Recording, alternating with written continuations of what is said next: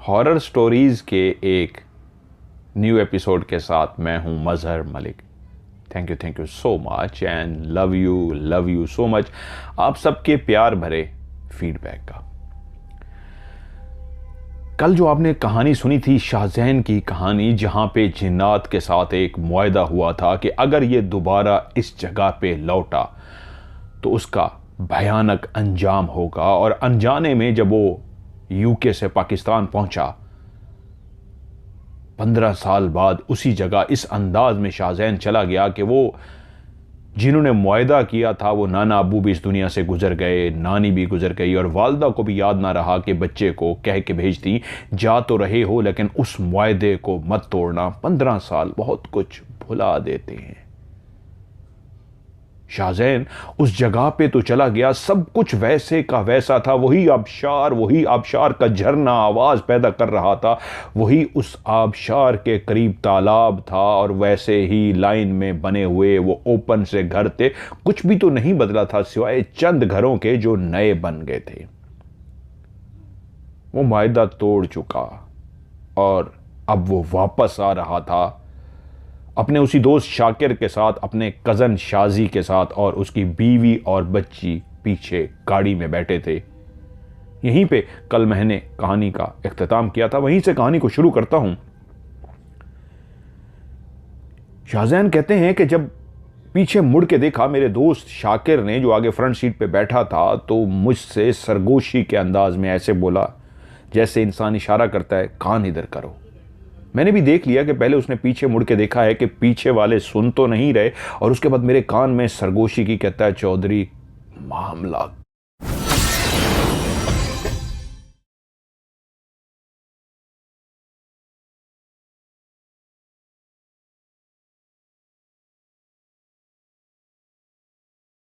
गड़बड़ है। मैंने कहा क्या हुआ है? कहता है म्यूजिक बंद कर, कुछ मामला खराब है। क्योंकि उसी लम्हे गाड़ी इस अंदाज में चल रही थी कि जैसे स्पीड तेज होनी चाहिए, मीटर जो स्पीड को शो करा रहा था, लगता था गाड़ी तो चल ही नहीं रही।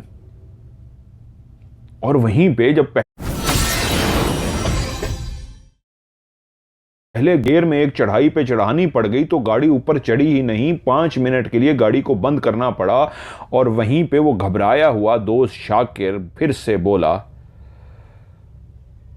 शाहजैन है, कोई गाड़ी के साथ है, मैं उसको देख चुका हूं।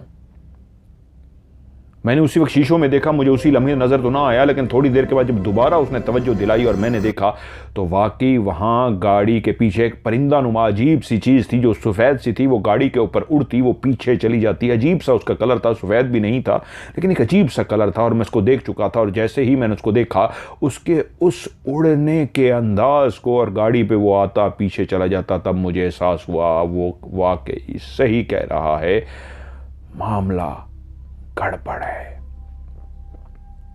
और उसी लम्हे गाड़ी जो एक मखसूस अंदाज में आगे बढ़ रही थी कि एकदम से मेरे दिमाग में एक एहसास जागा, खुदा खैर करे, क्योंकि मेरी निगाह उसी लम्हे गाड़ी के बाहर चली गई थी और वो मंजर मैंने देख लिया था। वो मंजर था उसी बला का, वही बला जो बचपन में जिसके बच्चे के सर के ऊपर मैंने उस सुराख के अंदर पांव चला गया था, उसकी खोपड़ी या कोई हिस्सा तोड़ बैठा था अनजाने में, और उसके बाद जब मैं गोश्त खा के ऊपर जाके झरने पे, आबशार के पास, तालाब के पास बैठा था, तो वो मुझे नजर आई थी। जब मैं जमीन पे गिरा था, मेरी थोड़ी पे चोट लगी थी, और मेरे कजन कह रहे थे भाग शाहजैन भाग, और उसी लम्हे में उठा था भागने के लिए, तब मैंने उसको देखा था। वो द्यू हैकल थी, ऐसी द्यू हैकल कि जहां तक निगाह जाती थी उसका वजूद ही वजूद था, और दूर बहुत बड़ा जो पहाड़ था चांदनी रोशन में, चांदनी की रोशनी में क्लियर नजर आ रहा था। वो द्यू हैकल, द्यू की तरह बड़ी सी वो चीज जो नीचे इस अंदाज में उतर रही थी जैसे उसका वजन ही ना हो। जितनी बड़ी जिसामत की वो मालिक थी, उसका तो वजन मनों में नहीं टनों में होगा, लेकिन वो इस अंदाज में पहाड़ के ऊपर छलांग लगाती जैसे एक हवा भरा हुआ गुब्बारा पत्थर पे छलांग मारता है और फिर दूसरी साइड पे बने हुए पत्थर पे छलांग मारती और ये एक छलांग 20 से 25 फुट लंबा होता। वही जिसको मेरे कजन लोगों ने इस अंदाज में देखा था कि वो इतना बड़ा मुंह उसने खोला था कि उसमें से भयानक आवाजें इस तरह की निकालती हुई वो दौड़ती हुई पहाड़ से नीचे उतर रही थी कि आज सबको खा जाऊंगी। ऐसी भयानक सी आवाज, और उसका इतना बड़ा मुंह था जो मैंने नहीं देखा था, मेरे उस दोनों कजन लोगों ने देखा था। बहुत बड़े जिसामत की मालिक। वही मुझे फिर से याद आ गई, क्योंकि इसी लम्हे गाड़ी के अंदर मैंने देखा हमारी गाड़ी के बिल्कुल पीछे जो चीड़ के दरख्तों की लेफ्ट राइट पे कतार के अंदर चीड़ के दरख्त लगे हुए हैं, उन्हीं दरख्तों के ऊपर ही ऊपर वो दौड़ती हुई आ रही थी। दौड़ने का अंदाज ऐसे था, एक दरख्त से वो छलांग लगाती और उड़ती हुई दूसरे दरख्त तक पहुंचती और उससे छलांग लगाती और उड़ती हुई दूसरे दरख्त पे पहुंचती। और एक कतार के अंदर जो बने हुए दरख्त थे वो लेफ्ट पे भी थे, वो राइट पे भी थे।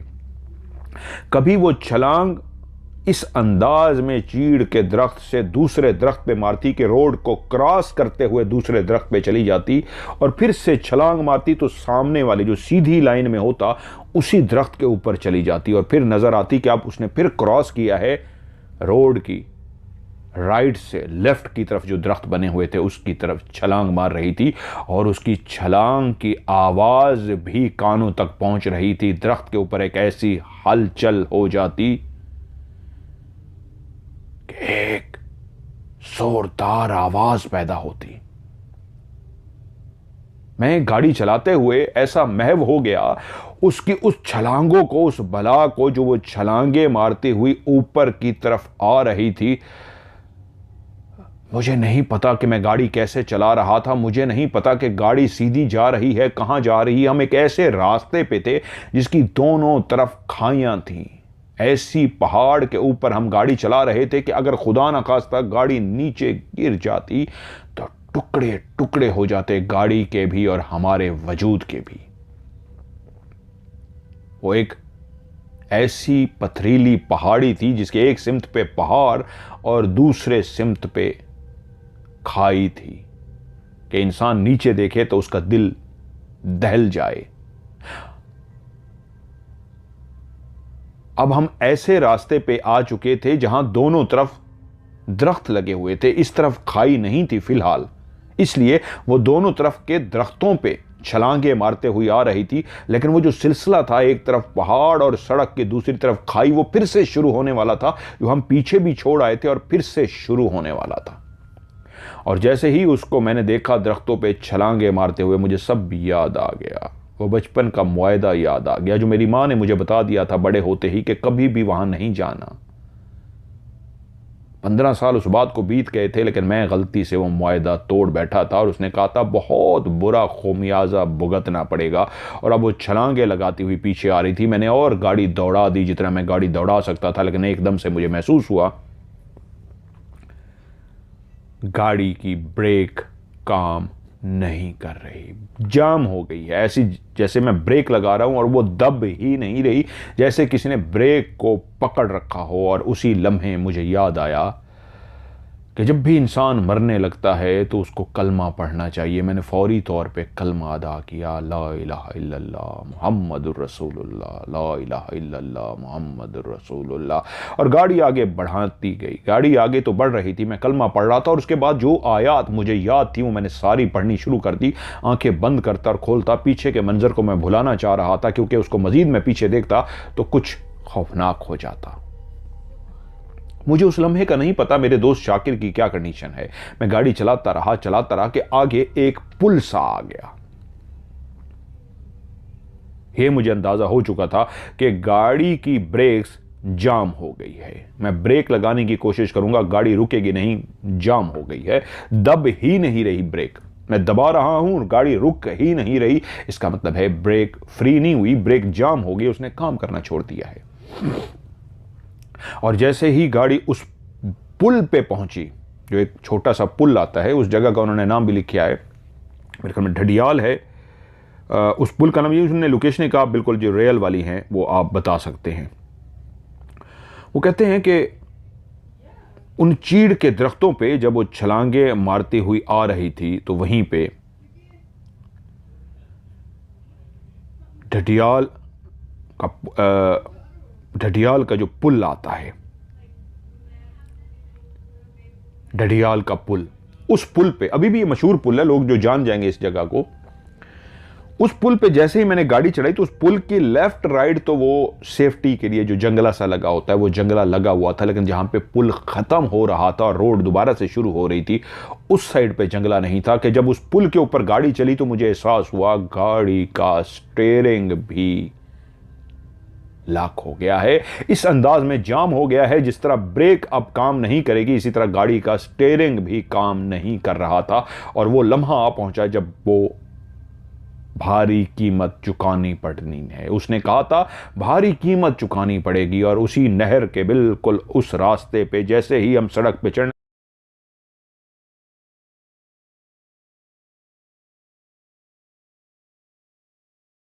लगे, ब्रेक पहले ही खत्म है और स्टीयरिंग काम नहीं कर रहा। मैं स्टीयरिंग पे जोर लगा रहा हूं, स्टीयरिंग जाम हो चुका है और गाड़ी चलती हुई बिल्कुल ब्रिज खत्म हुआ उस तरफ चली गई जहां बिल्कुल खाई थी।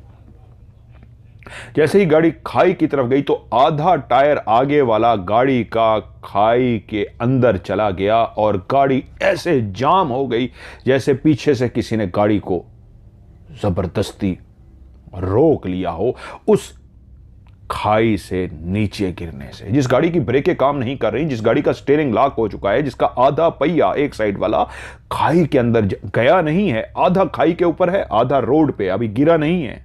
यानी एक होता है ना रोड झुक गई गाड़ी का पहिया नीचे चला गया, नहीं, आधा खाई के अंदर है आधा, यानी एक रोड है इस अंदाज में पहिया है कि आधा रोड पे है और आधा खाई में है और गाड़ी जाम हो गई है। वो बच्ची और वो औरत जो हमारी कजन थी, मेरे कजन की बीवी, वो सो रहे थे। गाड़ी झटका नहीं लिया लेकिन आराम से बंद हो गई, ऐसे जैसे गाड़ी को किसने पकड़ लिया हो। तब मुझे होश आया, मैं गाड़ी में हूं, शाकिर भी मेरे साथ है। मुझे शाकिर कहता है आराम से, आराम से, हौसला बरकरार रखो। शाकिर शायद सिचुएशन को समझ चुका था, वो क्या देख चुका था खुदा जाने। मुझे कहता है आराम से बाहर निकलो, आराम से। मैं गाड़ी से बाहर निकला, मुसलसल मैं विर्द कर रहा था, मुसलसल मैं पढ़ रहा था। शाकिर भी जैसे कैसे बाहर आ गया। मुझे कहता है कजन को बाहर ना निकलने लगा। मेरा कजन इशारा किया क्या हुआ है, मैंने उसको इशारा किया अंदर बैठो, कह रहा है इसको बाहर ना निकालना, डर जाएगा। शाकिर भी सहमा हुआ था। शाकिर कहता है मैं सिचुएशन समझ गया हूं, बस इस वक्त कुछ भी डिस्कस नहीं करना, गैबी मदद ने हमें बचा लिया है। मैंने कहा शाकिर स्टीयरिंग जाम हो गया था। कहता आई नो, मुझे पता है, बस गैबी ताकत ने हमें बचा लिया है, बस अभी गाड़ी को बंद कर दो। मैं आगे बढ़ा, चाबी घुमाई, गाड़ी बंद कर दी। कहता 5 मिनट गाड़ी को बंद रहने दो और इनको को कुछ नहीं हुआ यार, जरा थक गए हैं, ऐसे जरा सांस ले ले। गाड़ी अब साइड पे इसलिए लगा दी है। मेरा कजन भी यही समझा कि गाड़ी को साइड पे लगा दिया, कुछ देर के लिए सांस ले रहे हैं। हम 5 मिनट तक दोनों दोस्त खड़े रहे, पढ़ते रहे, मन ही मन में पढ़ते रहे। गाड़ी ऐसे मोड़ पे ऐसी जगह पे खड़ी थी कि खुदा ने पीछे से गैबी जो मदद भेजी थी उसने गाड़ी को इस अंदाज में जाम कर दिया था, नहीं तो हमारे टुकड़े टुकड़े हो चुके होते। 5 मिनट के बाद हम दोनों काफी रिलैक्स हो गए तो मेरा दोस्त कहता है गाड़ी में बैठो, खुदा का नाम लो, खुदा का कलाम हम पढ़ चुके हैं और गाड़ी स्टार्ट करो। अगर आज हमारी जिंदगी लिखी हुई थी हम बच गए हैं, गाड़ी स्टार्ट हो जाएगी। गाड़ी स्टार्ट की, गाड़ी स्टार्ट हो गई। उसी वक्त मैंने ब्रेक लगाई तो ब्रेक काम कर रही थी। वो ब्रेक जो जाम हो चुकी थी अब काम कर रही थी। मैंने स्टीयरिंग घुमा के देखा, हल्का सा स्टीयरिंग काम कर रहा था। डर रहा था घुमाऊं नीचे ना गिर जाए। मैंने गाड़ी रिवर्स की, रिवर्स करके गाड़ी को ट्रैक पे डाला, रोड पे डाला, गाड़ी चल पड़ी। मेरा दोस्त कहता है बस अब दिल ही दिल में विर्द जारी रखो। इशारों से हम बांध कर रहे थे और चलते रहो।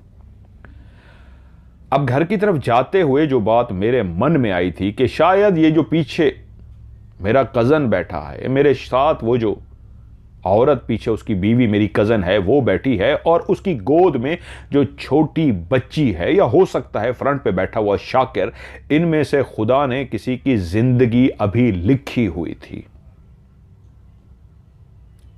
क्योंकि खुदा ने मेरे अलावा इस गाड़ी में 3 लोग पीछे बैठे हैं, एक फ्रंट पे बैठा है, 4 लोग और भी हैं। किसकी खुदा ने, हो सकता है इसी बच्ची की ही खुदा ने अभी जिंदगी लिखी थी कि ये तो छोटी है, इसने दुनिया देखनी है, और गाड़ी नीचे जिस तरह खाई में गिरती तो बचना नामुमकिन था। मौजज़ा होता तो शायद बच जाता। तो मेरे दिमाग में एक ही ख्याल आया, शायद इस बच्ची की वजह से खुदा ने मुझे भी माफ़ कर दिया, खुदा ने मेरे लिए मदद भेज दी, मुझे बचा लिया। जैसे कैसे गाड़ी को एहतियात से चलाते हुए, लेकिन अब भी कंडीशन यही थी कि मैं गाड़ी को चलाता तो शाकिर मुझसे कहता, यार स्पीड बढ़ा, तो इतना स्लो क्यों चल रहा है। तो मैंने उसको इशारा किया, मीटर की तरफ देख। जब उसने मीटर की तरफ देखा तो वो चौंक पड़ा। मीटर स्पीड को शो करा रहा था कि गाड़ी अच्छी खासी स्पीड में है, लेकिन गाड़ी चल ऐसे रही थी जैसे गाड़ी बहुत ही आहिस्ता चल रही हो। तब शाकिर को अंदाजा हो गया कि मैं गाड़ी आहिस्ता नहीं चला रहा, गाड़ी है ही तेज स्पीड में, बट चल क्यों नहीं रही मैं नहीं जानता। उन खतरनाक रास्तों से गुजरते हुए, जो फिर इस तरह के रास्ते शुरू हो जाते कि एक तरफ खाई और एक तरफ पहाड़। अभी पीछे की तरफ ना मेरे अंदर हिम्मत थी ना शाकिर के अंदर हिम्मत थी। जब हम उतर के बाहर खड़े थे उसी लम्हे मुझे शाकिर ने कह दिया था, अब पीछे ना देखना, अगर जिंदगी लिखी है तो घर पहुंच जाएंगे, पीछे मत देखना, बस घर की तरफ चलो। हमने गाड़ी चलाते रहे, लेकिन अभी भी गाड़ी घुटी घुटी सी थी। ऐसी अंदाज में गाड़ी चल रही थी, मुसलसल हम पढ़ रहे थे, विर्द कर रहे थे कि गाड़ी की जितनी भी मैं एक्सीलेटर दबाता, जितनी भी स्पीड देता, गाड़ी चलने का नाम ना लेती। गाड़ी आहिस्ता आहिस्ता चल रही थी और बार बार मेरी आंखों के सामने वो मंजर आ रहा था, वो छलांगे लगाती हुई, दरख्तों के ऊपर कूदती हुई वही बला मेरे पीछे आ रही थी। हाय, ये क्या हो गया, मैंने मुआहदा तोड़ लिया, ये मुझसे कैसे हो गया, मैं कैसे भूल गया। आज मैं एक बाप था, यूके में मेरी बीवी और मेरी बेटी थी, कई सालों बाद मैं लौटा था, क्यों भूल गया उस मुआहदे को। विर्द करते उन दुश्वार गुजार रास्तों से गुजरते गुजरते जैसे कैसे हम लोग घर पहुंच गए। मैं जब रवाना हुआ था तो मेरी माँ ने, मेरे घर के साथ ही मेरे कज़न का घर है, मुझे स्पेशल ताकीद की थी, मुझसे बहुत प्यार करता है कि इससे मुसलसल राब्ते में रहना, मुझे भी बताते रहना, क्योंकि वो मुझसे बहुत प्यार करता है, उसको मेरी बहुत केयर होती है, मेरे खाला का बेटा। मैंने उसको सारी बात मैंने नहीं बताई क्योंकि मैं घबराया हुआ था, मेरे दोस्त शाकिर ने उसको सारी बात खाला के बेटे को बता दी, क्योंकि वो बीवी और बच्चा भी साथ था। मेरा दोस्त शाकिर कह रहा हूँ, शाजी ने ये बात अम्मी तक पहुंच गई, और जैसे ही अम्मी तक पहुंची, ये कैसे हो सकता था, अम्मी परेशान ना होती। अम्मी ने कहा, ये क्या हो गया, बहुत गलत हो गया, बहुत खौफनाक हो गया। और फौरी तौर पे उनके जहन में वही हाफिज साहब आए जो मैंने कहानी पहले भी आपको एक बताई है। 633 में हाफिज साहब को बुलाया गया था, वो दुपट्टे वाला जो वाकया हुआ था कि रोड के ऊपर दुपट्टा पड़ा हुआ था। हाफिज साहब को फ़ोन किया गया, हाफिज साहब ने कहा, तुम घर से बाहर मत निकलना, कुछ भी हो जाए घर से बाहर मत निकलना, और अपने कमरे में भी कोशिश करो कोई भी ऐसी चीज़ के करीब मत जाना जो इस अंदाज में लगे कि हादसा हुआ है और वो तुम्हें नुकसान पहुंचा सके। अपने आप को इस वक्त तक महफूज रखो जब तक मैं घर में नहीं पहुंच जाता। उनका इंतज़ार होता रहा, वो कहीं दूर थे, वो जैसे कैसे घर पहुंच गए। उन्होंने आते ही घर को दायरा कड़ा कर दिया और दायरा कड़ा करके कहा, रात गुजारो, मैं कल आऊंगा।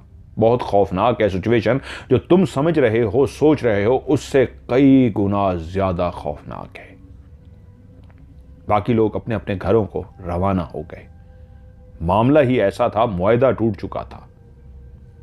वो रात में सो ना सका, जैसे कैसे मैं करवटें बदलता रहा, लेट जाता, उठ के बैठ जाता, कमरे में टहलना शुरू हो जाता, और अपने आप को जिस अंदाज में मुझे हाफिज साहब समझा के गए थे, अपने आप को महफूज बनाने की कोशिश कर रहा था कि सुबह चिड़ियों की चहचहाहट ने बताया कि बाहर सुबह हो गई है। मैं कहाँ सोया था, मैं बेचैन सा था कि हाफिज साहब का फ़ोन आया, तुम सोए नहीं? मैंने कहा नहीं। कहते हैं अब सो जाओ, मैं शाम को आऊँगा। अब मामलात मैंने काफ़ी हद तक कंट्रोल में कर लिए हैं, लेकिन बहुत ही खौफनाक मामलात हैं। शाम को मुलाकात होती है। शाम को हाफिज साहब तशरीफ़ ले आए। घर को तो वो पहले ही दारा कड़ा करके गए थे। मुझे कहते हैं तुम सोच भी नहीं सकते कितना पढ़ना पड़ा है, कितना लड़ना पड़ा है, कितना रोकना पड़ा है मुझे उन तमाम ताकतों को। अगर मैं तुम्हें बता दूं तुम सो नहीं सकोगे, खौफजदा हो जाओगे। बहुत ही भारी भरकम है। अब मुझे अंदाज़ा हुआ तुम्हारे नाना अबू कितने पहुंचे हुए थे, कैसे उन्होंने मुआहदा कर लिया था। ऐसी खौफनाक बला से, ऐसी खौफनाक से मुआहदा करना भी बहुत मुश्किल है। ये तो बहुत ताकतवर है, इसको कोई रोक सकता है तो वो खुद भी एक ताकतवर होना चाहिए। मेरी तो जान निकल गई है, लेकिन जैसे कैसे मैं कामयाब हो गया हूं और तुम्हारे लिए ये तावीज़ लाया हूं, इसको गले में पहन लो। तुम्हें याद है वो अंगूठी, वो याद है वो छल्ला सा जो तुम्हें दिया गया था कि इसको हर वक्त अपनी अंगूठी में पहन के रखना, वो छल्ला याद है? मुझे एकदम से याद आ गया। हाँ, आप कैसे जानते हैं? कहते हैं वो तो मैं बहुत कुछ जान गया हूं, तुम नहीं जानते। तुम्हें याद है वो छल्ला तुमने उतार के रखा था और गायब हो गया था? मैंने कहा हाँ, मैं ढूंढता रहा था, उसके बाद मुझे नहीं मिला। तो कहते हैं वो वही ले गए थे। वो छल्ला तुम्हारी हिफाजत के लिए ही था, वो गैबी मदद आई थी तुम्हारे लिए, लेकिन वो छल्ला तुमने उतार के रखा और वो छल्ला अपने साथ ले गए थे।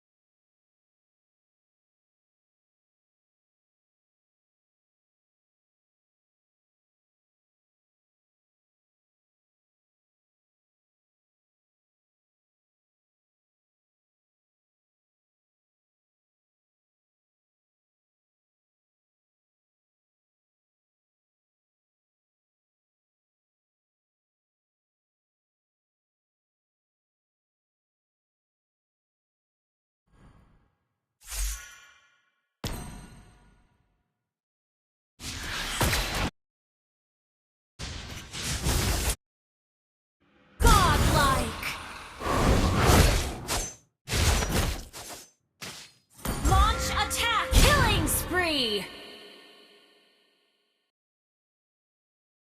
Shattering Your team destroyed the turret!